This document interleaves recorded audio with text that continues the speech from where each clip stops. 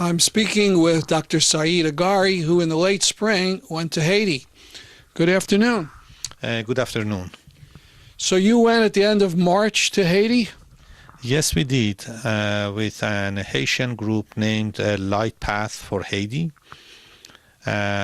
which they organized a relief team, and we made a bunch of volunteers, myself as a physician, and many nurses, and some social workers, and some builders, drivers, psychologists, and other general volunteers. We went down there. So this was about 6 months after the earthquake.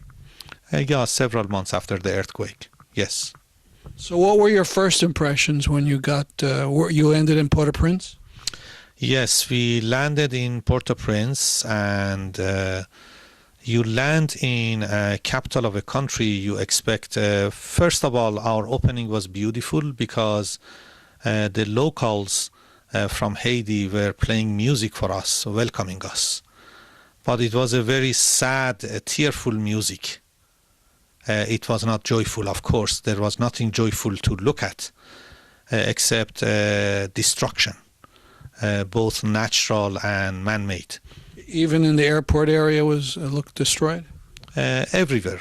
You know, it was so obvious, even from landing, that the whole island has been completely destructed. And where did you stay? Were you mostly in Port-au-Prince, or did you go somewhere else? No, we did not stay in Port-au-Prince because majority of volunteers go there. We decided to go 2 hours, which is a lot in a small island like that. We went to a city or town named Petit-Goâ. And this city is near the mountains, and it's very far to reach, and they didn't have any help.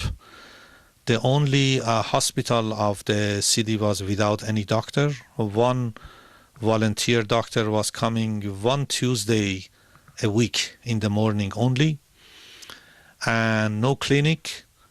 The schools were destroyed. Roads. So this was 2 hours away from Port-au-Prince, and still the earthquake destroyed this? Oh, yes. The split in the road, split in the bridges, the water overflowing on the little farms that it was remnant, and complete disaster. No electricity, no water, no garbage picking, and poverty in the extreme of I had never seen in my life. Who was running the show? Was it the local Haitian government or the United Nations, or what? Well, there are 2 different ways of looking at that. When we landed into Port-au-Prince, we saw the American Humvees and military presence everywhere, and we saw the United Nations with their white armors everywhere, in the markets and whatnot. That was the first thing to be noticed. And mostly they were protecting the banks and the municipal buildings. And they were present in the crowded places like markets in case of some uprising for people, which they were living on slums without food and electricity and water and poverty. But in Petit-Goâ was quite different. There was no show even to show. There was no what? No show. People have no food, and there is no one even to help them. Once in a while, some Canadians come over there and they distribute some foods. Once in a while, some small NGOs come and distribute some food. But other than that, people are living on their local, natural, whatever they get and whatever they have. Were they mostly in their former homes, or were they in tents, or how were they living? Well, very few people have homes over there. I can tell you what percentage, extremely low, and they must be rich. People live in these naturally made shacks from plants. They are smaller than a tent. That's their natural habitat. Even that was destroyed, that they couldn't live in it. And because they don't have electricity and water, I mean, life is so primitive that I had never seen like this in my life. Then they are really at the mercy of the international community. Maybe something happens for them. And as far as I noticed, within the short time that I spent in the clinics that we set up with few tables and chairs in the outdoors with some blue tarp, and we distributed some food and medicine for a short time in 1 week.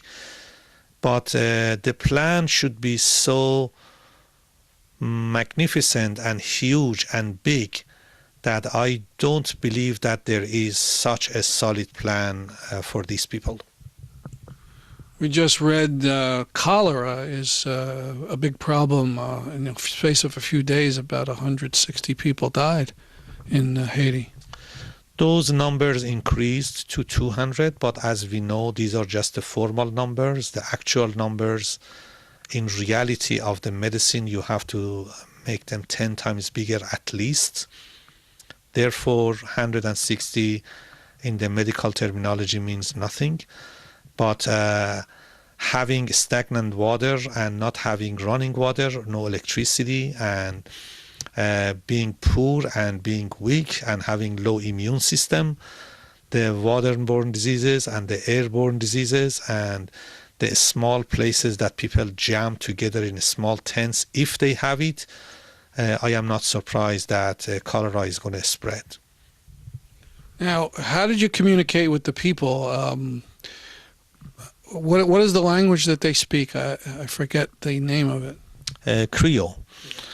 I was fortunate to have 7 or 8 or 9 nurses, and they all were fluent in Creole as well as English, and they were phenomenal. They were working with me like 24/7, and they were just translating for me. And some of the medical language is international sign language. I look at the face of a patient, I know they are in pain. I know they are hungry. I look at their skin, I know what kind of disease they have. I look at their abdomen, I know what kind of problem is inside. I listen to their lungs, I understand a lot of things even without asking them one question. And if I did have questions, these wonderful nurses, they helped me out. I understand you tried to go back to Haiti. Yes, we were supposed to leave November 6th in 2 weeks, but unfortunately because of the elections and the clashes that happens between the military and the United Nations and the people, they postponed this trip to March. Dr. Ahghari, you've seen some miserable conditions in Gaza. How would you compare Haiti to Gaza? Well, it's beyond belief. In Gaza, I saw people that they were all fighters. They lived like heroes, men, women, children. Even though their electricity and water and their food and all their life is totally limited, but still these people have this courageous behavior and they are like fighters. And they want the international community to, join them. Then therefore in Gaza, they were helping me to lift me up, and I got some source of their fighting spirit from them. But in Haiti, people unfortunately are so afraid and depressed, and they are so helpless that I had never seen anything like that in my life. That people be so innocent and in despair, and they have no energy, no food, and they really need much more help than the Gazans. Well, thank you very much for this interview. Thank you. Over 900 people have died recently in Haiti from cholera. Cholera is a disease from bad drinking water. 10 months after the earthquake, the water system is still a mess. Here's a question. How much U.S. reconstruction aid has gotten to Haiti in those 10 months? Answer, a measly $120 million. And that only in the last couple weeks. What is that? 1 or 2 hours of the Iraq and Afghanistan war? To me, Haiti is Obama's Katrina.